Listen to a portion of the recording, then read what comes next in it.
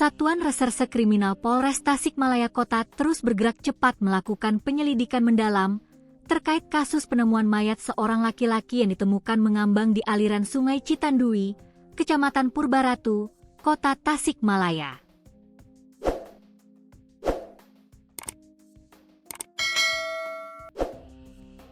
Setelah dilakukan serangkaian identifikasi ilmiah, termasuk mencocokkan sidik jari, identitas korban akhirnya berhasil terungkap. Korban diketahui bernama Fikri Legi Ansori, pemuda berusia 25 tahun yang merupakan warga Kampung Gareumpai, Kelurahan Singkup, Kecamatan Purbaratu, Kota Tasikmalaya. Berdasarkan data yang dihimpun pihak kepolisian, Fikri sehari-harinya bekerja sebagai seorang sopir taksi online Maxi Mobil. Sebelum ditemukan dalam kondisi tidak bernyawa, korban sempat dilaporkan hilang kontak oleh pihak keluarga sejak Sabtu malam, tanggal 16 Mei. Pihak keluarga menjelaskan bahwa beberapa hari sebelum hilang, tepatnya pada hari Kamis dan Jumat, korban masih sempat berkomunikasi via pesan singkat WhatsApp, bahkan sempat menemui istrinya yang bekerja di wilayah Garut. Namun, petaka dimulai pada Sabtu malam sekitar pukul 19.21 waktu Indonesia Barat.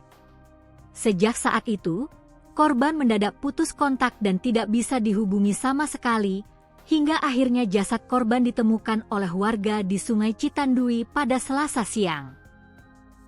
Hingga saat ini, teka-teki mengenai penyebab pasti kematian Fikri masih menjadi fokus utama penyelidikan aparat kepolisian. Spekulasi mengenai dugaan adanya tindak pidana pembunuhan pun terus didalami. Kasat Reskrim Polres Tasikmalaya Kota, AKP Herman Saputra, menjelaskan bahwa pihaknya belum bisa memastikan apakah korban merupakan korban pembunuhan atau bukan, karena proses pendalaman masih berjalan. Meski demikian, polisi mengonfirmasi adanya temuan luka di bagian kepala korban. Terkait luka tersebut, AKP Herman menegaskan bahwa pihak kepolisian tidak ingin berspekulasi dini mengenai apakah luka itu disebabkan oleh hantaman benda tajam, benda tumpul, akibat kekerasan, ataukah murni karena benturan saat korban terjatuh ke sungai. Polisi menyatakan bahwa kesimpulan tersebut sepenuhnya harus dinilai dan dinyatakan oleh tim ahli kedokteran forensik. Guna menyingkap tabir kematian sang sopir taksi online, pihak kepolisian segera menjadwalkan proses autopsi terhadap jasad korban.